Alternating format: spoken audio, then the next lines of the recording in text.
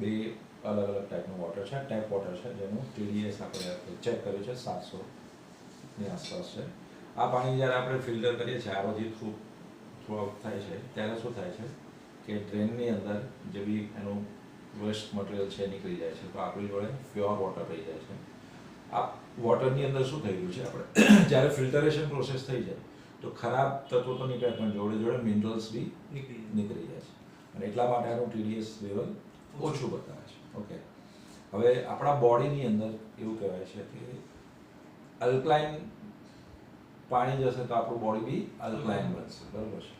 બીજું કે મિનરલ્સ વાળું પાણી બી જોઈશે આપણે બોડીને, કેમ કે મિનરલની ડેફિશિયન્સી થશે તો આપણા બોડીની અંદર વિટામિન્સ અલગ અલગ જાતના ડેફિશિયન્સી સ્ટાર્ટ થઈ જાય છે.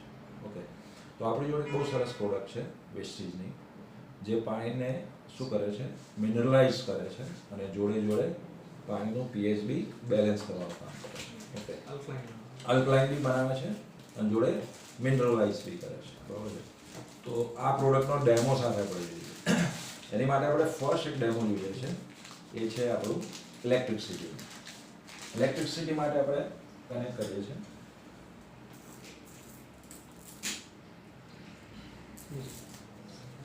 સેકન્ડ નોર્મલી આપણે જોઈએ છીએ કે પાણી જે હોય છે એની અંદર ઇલેક્ટ્રિસિટી ફ્લો કરી શકે છે. ઓકે, કઈ બી જગ્યાએ આપણે જોયું છે કે પાણીમાં જો કરંટનો વાયર આવ્યો હોય આપણને અડે છે તો અહીંયા આપણે જોઈએ છે કે આ નોર્મલ ટેપ વોટર છે અને એની અંદર હું આ સિરીઝ કરું છું તો મને બતાવે છે કે લાઇટ છે, બરાબર. એનો મતલબ શું થયો છે કે આ પાણીની અંદર મિનરલ્સ ત્યાં છે. ઓકે, જ્યારે હું આ પાણીને આરોથી પાસ કરીશ તો શું થશે, એની પીઓ નીકળશે. ઓકે, પણ જોડે જોડે મિનરલ્સ બી નીકળી જશે. તો આપણે જોઈએ છે અહીં શું થયું, નથી ચાલુ કર્યું. તો અહીં કેમ કનેક્ટિવિટી થઈ રહી છે, એક જ રીઝન છે કે આ પાણીની અંદર મિનરલ અવેલેબલ છે અને મિનરલ જ શું કરે છે, પાવરને એક જગ્યાએથી બીજી જગ્યાએ ટ્રાવેલ કરાવી શકે છે. ખ્યાલ આવ્યો? એટલે કોઈ બી જગ્યાએ આપણે જોઈએ કે ઇલેક્ટ્રિસિટીને ફ્લો થવા માટે શું જોઈએ, કન્ડક્ટિવ મટીરિયલ જોઈએ છે. અહીં મિનરલ્સ જે પાણીમાં છે એ શું કરે છે, કન્ડક્ટિવિટી પ્રોવાઈડ કરે છે અને એટલા માટે આપણું જે બલ્બ છે સળગી ગયો છે. પણ જ્યારે મેં આરોથી આ પાણી પાસ કર્યો તો અશુદ્ધિ તો નીકળી પણ એના અંદરના મિનરલ્સ બી ધોઈ ગયા અને એટલા માટે આપણે આ જોઈએ છે કે થોડું ઘણું છે અત્યારે એટલે આપણને દેખાઈ રહ્યું છે, બરાબર, 300ની આસપાસ. તો આને આપણે શું કહી શકાય, ડેડ વોટર બી કહી શકાય કે આપણે પાણી તો પી રહ્યા છીએ પણ એની અંદર કોઈ બી જાતના પોષક તત્વો રહ્યા નથી. પણ જોડે જોડે આપણે જોઈશું તો આ પાણીની pH બી છે એ બગડી ગયો છે. કેમ બગડ્યો છે કે જ્યારે ફિલ્ટર કરવામાં આવે તો એસિડિક ફોર્મમાં એ કન્વર્ટ થઈ જશે. હવે એની માટે આપણી જોડે એક સોલ્યુશન બી છે એ આપણે સોલ્યુશન બી જોઈએ.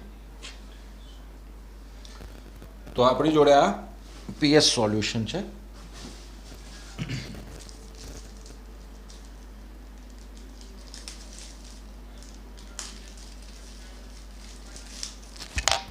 આ pH સોલ્યુશન છે, કોઈ બી જગ્યાએ માર્કેટમાં સ્ટેશનરીની ઉપર બી મળી જાય અને અહીં આ અલગ અલગ કલર કોડ છે. જેટલું pH ઓછું હશે, લગભગ સમજો 6 થી ઓછું હશે, જેમ એ 5, 4, 3, 2 એવી બાજુ જશે ત્યારે શું થાય, એસિડિક થઈ જાય. લાઈક તમે આને કોઈ બી કોલ્ડ ડ્રિંક્સની અંદર નાખશો તો એ રેડ થઈ જશે. સ્પ્રાઇટ વ્હાઇટ છે એની અંદર નાખશો તો એ રેડ થઈ જશે અને રેડ થયું એટલે એ એસિડિક છે. એસિડિક છે એટલે શું થશે કે આપણા બોડીને નુકસાન કરે છે, બરાબર. પણ આને આપણે જો નારિયેલ પાણી કે કોઈ ફ્રૂટ જ્યુસ છે એની અંદર નાખીશું તો એ શું થશે, બ્લૂની તરફ જશે. એટલે 6 થી ઉપર 7, 8, 9 એવી રીતના જશે. હવે નારિયેલ પાણી શું છે, અલ્કલાઇન છે. તો આપણી બોડીને જ્યારે અલ્કલાઇન કરવાનું હોય ત્યારે આપણે શું કરીએ છીએ, ફ્રૂટ અને જ્યુસ યુઝ કરીએ છીએ, નારિયેળ પાણી યુઝ કરીએ છીએ. પણ આપણી બોડીને જો આપણે એસિડિક કરવું હોય તો આપણે શું કરી શકીએ, કોલ્ડ ડ્રિંક્સ ન પીએ છીએ. તો જે લોકો કોલ્ડ ડ્રિંક્સની એવી વસ્તુ લઈ રહ્યા છે કે કેમિકલવાળી વસ્તુ લઈ રહ્યા છે, તમે જો એસિડિક પ્રોબ્લેમને વધારે રહે છે અને સાયન્સમાં બી પ્રૂવ થયું છે કે તમારું બોડી જો એસિડિક ફોર્મમાં છે તો તમને વધારે બીમાર થવાની શક્યતા રહેલી છે અથવા તો બીમારીમાંથી તમને ફાસ્ટ રિકવરી નહીં આવે. અને એટલા માટે ડૉક્ટર્સ રેકમેન્ડ કરતા હોય છે કે બીમાર છો તો શું પીઓ, નારિયેળ પાણી કે ફ્રૂટ જ્યુસ પીઓ. ઓકે, તો તમારું બોડી અલ્કલાઇન બનશે એવી રીતના. તો અહીં કલર કોડ પરથી આપણને ખબર પડે કે 6 છે ન્યુટ્રલ છે, 6 થી આ બાજુ આપણે જઈએ છીએ તો ધીરે ધીરે રેડ તરફ જઈ રહ્યો છે. ઓકે, અને આપણે આ બાજુ આવીશું બ્લુ બાજુ તો શું થશે, અલ્કલાઇન થઈ ગયું છે. તો આ પાણીની અંદર આપણે એકવાર નાખી જોઈએ છે.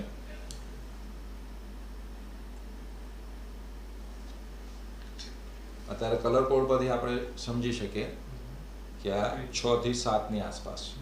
ઓકે, તો ન્યુટ્રલ છે. હવે જ્યારે આરોમાંથી પાસ થવામાં આવ્યું છે ત્યારે શું થાય છે આપણે જોઈએ છે. તો આ પાણીની અંદર હું થોડા ટીપા નાખું છું. આ 300ની આસપાસ છે અત્યારે, એટલે ડિફરન્સ ઓછું બતાવે છે. ઓકે, 100ની આસપાસ થશે તો આ એકદમ યલોઇશ થઈ જશે. બરાબર છે.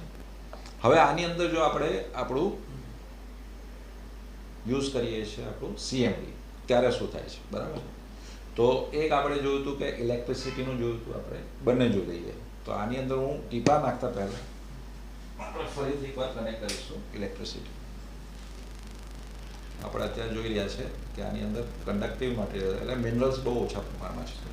તમે આમાંથી 2 કે 3 ટીપા નાખો, જસ્ટ એક ટીપું નાખવાનું, ઓપન કરો.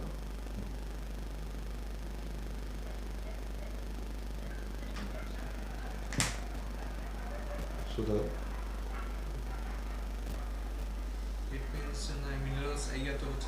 યસ. તો આપણા CMDની અંદર તમે જોઈ રહ્યા છો અત્યારે ફૂલ થઈ ગયું છે. બરાબર છે. તો આપણા CMDએ શું કર્યું કે એ પાણીની અંદર મિનરલ્સ વધારી દીધા. કેમ કે આપણી જોડે 84 જાતના મિનરલ્સ આની અંદર અવેલેબલ છે. જેવા 2 ટીપા એની અંદર નાખ્યા એવું બલ્બ ફૂલ્લી લો કરવા લાગ્યું. કેમ કે એ મિનરલ્સની ડેફિશિયન્સી હતી, એ પૂરી થઈ ગઈ. બરાબર છે. જોડે જોડે આપણે જોઈશું તો pH બી ચેન્જ થયો છે. બરાબર છે. કલર કોડિંગ પરથી જોઈએ તો ડાર્કેસ્ટ વેમાં થઈ ગયું છે. બરાબર છે. તો 2 થી 3 pH આપણે સમજો 6 pHનું પાણી છે તો 7 થી 8 pHમાં આપણે કન્વર્ટ થઈ જાય છે નેચરલી. બરાબર. તો આ રીતના આપણે જ્યારે આપણે CMD વોટર યુઝ કરીએ છીએ તો આપણું બોડી અલ્કલાઇન બી રહે છે અને જોડે જોડે મિનરલની ડેફિશિયન્સી છે એ આપણે પૂરી કરી શકીએ છીએ. બરાબર છે. સારી વસ્તુ શું છે કે જે 84 જાતના મિનરલ્સ આની અંદર રહેલા છે એ બાયોડિગ્રેડેબલ છે. બરાબર. એટલે કે જેવું આપણે આપણી પાણીની અંદર આપીએ છીએ તો તરત આપણા બોડીની અંદર ડિઝોલ્વ થઈ જાય છે.